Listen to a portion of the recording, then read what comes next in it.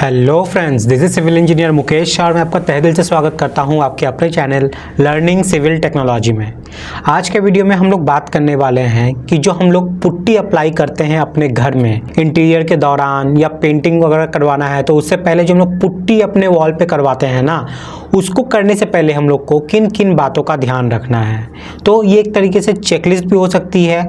अगर आप अपने घर में पुट्टी करवा रहे हो तो आपको क्या क्या चीज़ ध्यान रखना पड़ेगा, क्या क्या काम पहले से कंप्लीट करवा लेना पड़ेगा, ताकि जब आप पुट्टी करवा दो तो उस पर क्रैक्स वगैरह ये सब ना आए।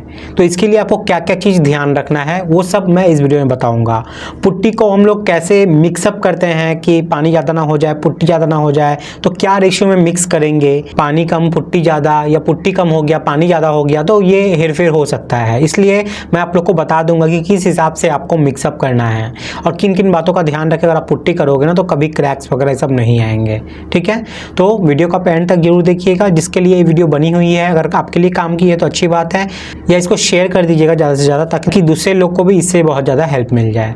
पुट्टी पे मैंने पुट्टी कैलकुलेशन के ऊपर मैंने एक ऑलरेडी वीडियो बनाया हुआ है बहुत पहले, इस पर लाखों में व्यूज़ है, आप लोग का बहुत ज़्यादा उस पर प्यार देखने को मिला, जिससे मैं सोचा कि क्यों ना अब ये वीडियो बनाया जाए कि पुट्टी करवाने से पहले में किन किन बातों का ध्यान रखना है। तो चलिए ये वीडियो बनाते हैं, आज के वीडियो को शुरू करते हैं।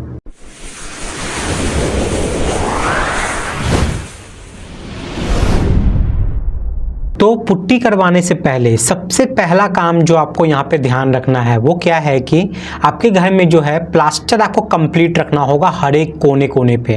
कहीं भी छोटा सा कुछ रिपेयरिंग वेपेयरिंग जॉब है तो उसको सबसे पहले आप करवा लीजिए। कहीं भी प्लास्टर कुछ भी छूटा हुआ है ना तो वो करवा लीजिए, वरना क्या होगा कि आप पुट्टी करवा लोगे, बाद में कुछ जगह रहेगा वहाँ पे प्लास्टर करो, वो लेवल भी मैच नहीं करता है, थोड़ा अंडुलेशन हो जाएगा, थोड़ा ऊपर नीचे हो जाएगा, वो शेड नहीं आएगा पुट्टी का, बहुत ज़्यादा प्रॉब्लम हो सकता है। तो सबसे पहला बात जो आपको ध्यान रखना है कि आपको पूरे घर में प्लास्टर पूरे अच्छे तरीके से कंप्लीट हो चुका होगा।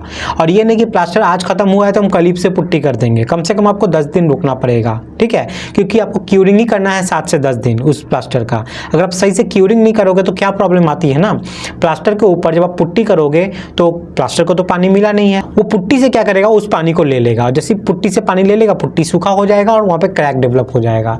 तो प्लास्टर करने के बाद 7 से 10 दिन आपको अच्छे से पहले क्यूरिंग करना है, क्यूरिंग करने के बाद ही आपको उस पर पुट्टी अप्लाई करना है।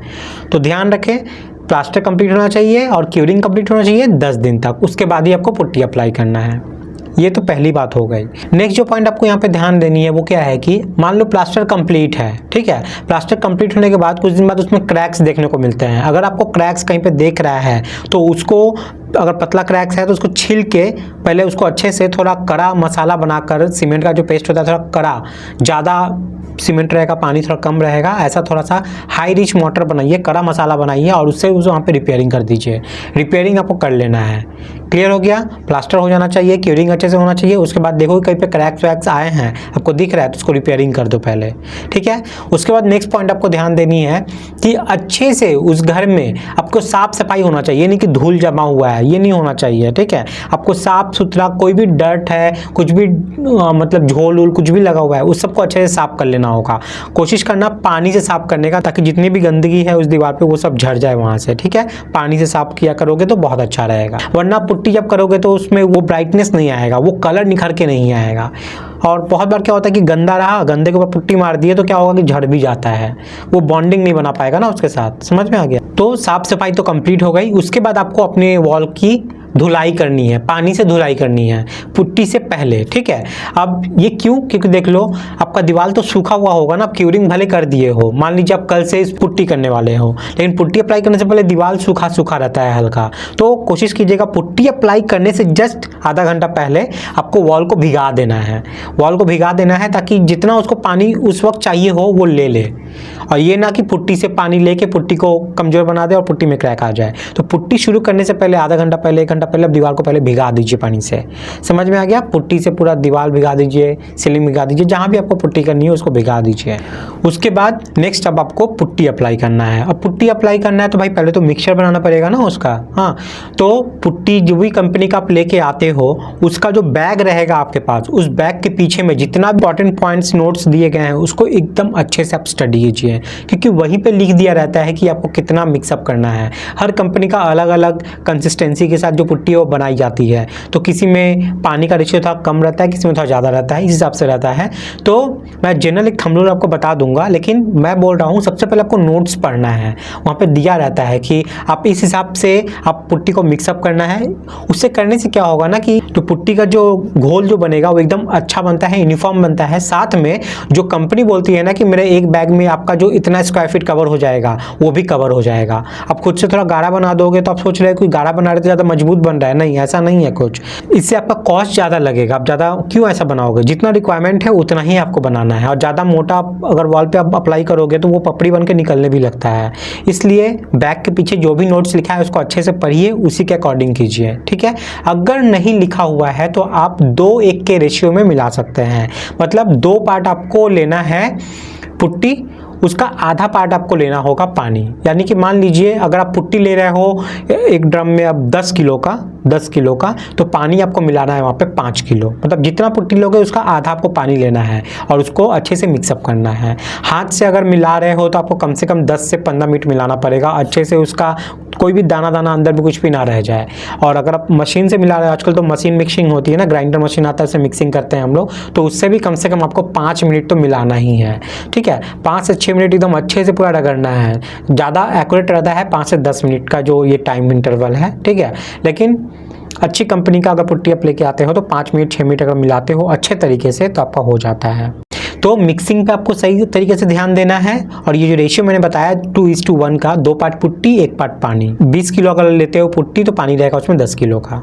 समझ में आ गया? ये आपको करना है। उसके बाद आपको क्या करना है कि पुट्टी को अप्लाई करना है, ठीक है। तो पुट्टी जब अप्लाई कर दोगे, आप पूरे रूम में पुट्टी को कर दिए, ठीक है। पहला कोट आप कर दिए, 2 कोट हम लोग करेंगे। जनरली 3 कोट बोला जाता है। 3 कोट में फर्स्ट कोट और लास्ट कोट मेन रहता है, बीच वाला कोट जो है ना वो पैचअप रहता है, जिसको पूरा एक कोट तो वो नहीं है, ठीक है। तो जनरली देखा जाए तो 2 पार्ट ही रहता है, बीच में एक टचअप वाला पार्ट रहता है। पहला कोट आप पूरा कर दीजिए, ठीक है। पूरा कोट करने के बाद आपको कितना देर रुकना है? अगर वो जो पुट्टी है वो सीमेंट बेस्ड है, जनरली हम लोग घर के अंदर में सीमेंट बेस्ड ही करवाते हैं, तो आपको कम से कम 6 से 8 घंटा रुकना होगा। 6 से 8 घंटा तो कुछ दीवार पे आपको कुछ नहीं करना है। समझ में आ गया? 6 से 8 घंटा तक। लेकिन अगर आप एक्रेलिक बेस्ड पुट्टी करवा रहे हैं तो आप उसमें 1 घंटा बाद ही कर सकते हैं, कोई दिक्कत नहीं होगी। तो मान लीजिए हम सीमेंट बेस्ड को लेके ही बात कर रहे हैं, सीमेंट बेस्ड पुट्टी आप घर में करवा रहे हैं, तो आपको 6 से 8 घंटा उसको सूखने के लिए छोड़ देना है। दूसरे दिन आपको क्या करना होगा ना, आपको सैंडिंग करना होगा। देखिएगा कहीं पे दीवार हल्का ऐसे सीधा है, उठा हुआ है, यूनिफॉर्म नहीं हो पाया है, एकदम प्लेन नहीं हो पाया है, तो आपको क्या करना है, सैंडिंग पेपर से सैंडिंग करना होगा। जहां जहां आपको लग रहा है कि थोड़ा उठ गया है, बल्ज हो गया वहां पर।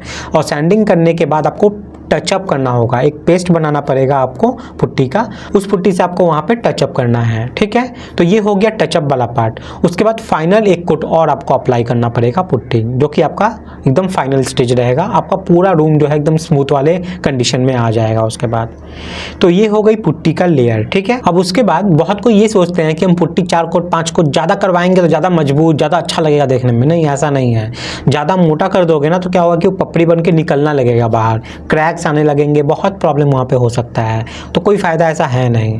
तो जितना रिक्वायरमेंट है उतना ही लगाया कीजिए। उसके बाद जब आपका पुट्टी पूरा कंप्लीट हो चुका है तो उसके बाद आप 1 कोट प्राइमर डालिए, ठीक है। प्राइमर लगा सकते हैं और प्राइमर के बाद आप उस पर 2 कोट अपना पेंट कर दीजिए, आपका पूरा कंप्लीट यहाँ पे हो जाएगा। अब बहुत जन के पास एक प्रॉब्लम यहाँ पे रहेगा कि सीमेंट बेस्ड जो पुट्टी रहती है वो कहाँ पे करवाते हैं और एक्रेलिक बेस्ड जो पुट्टी रहती है उसको कहाँ कराएंगे। देखो, घर के अंदर आप करवा रहे हो जहाँ पे हीट डायरेक्ट नहीं पहुँच रहा है, वहाँ पे आप सीमेंट बेस्ड पुट्टी करवाइए, ये थोड़ा सस्ता भी होता है। और जो एक्रेलिक बेस्ड पुट्टी होती है वो इंटीरियर के लिए तो बहुत अच्छा है ही, बाहर के लिए भी आपका अच्छा है, उसको बाहर भी करवा सकते हो। वेदर कोट एक टाइप का वो रहता है, कोई दिक्कत कोई नहीं हो, परेशानी नहीं होगी। हीट वीट कुछ भी हो, वेदर चेंजेस हो, कोई दिक्कत उसमें नहीं होता है। तो बाहर जो हम लोग करवाते हैं ना जनरली वो एक्रेलिक बेस्ड पुट्टी होती है। समझ में आ गया? तो थोड़ा सा कॉस्टिंग भी हो ज़्यादा पड़ता है यहाँ पे।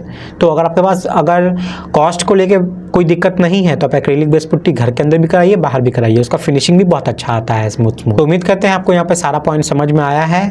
अगर आप अपने घर में पुट्टी करवा रहे हो तो ये सारा पॉइंट आपको जरूर मदद करेगा। तो चैनल को फॉलो कीजिए ना कीजिए कोई फ़र्क नहीं पड़ता भाई, लेकिन इस वीडियो को शेयर जरूर कर दीजिएगा ताकि दूसरों की इससे मदद हो सके। जो गांव साइड में रहते हैं उन लोग को नॉलेज नहीं होती है, गाइडेंस की कमी होती है, तो उन लोग तक अगर ये वीडियो पहुंचेगा तो उन लोग को बहुत ज़्यादा मदद होगी इससे। तो वीडियो को शेयर जरूर कीजिएगा और उम्मीद करते हैं लास्ट वाली पुट्टी वाले वीडियोज़ की तरफ इस पर भी आप लोग का मुझे सपोर्ट दिखे। ठीक है, तो गाइज आज के लिए इतना ही है, मिलते हैं नेक्स्ट वीडियो में फिर किसी टॉपिक के साथ। तब तक के लिए बाय, टाटा, जय हिंद।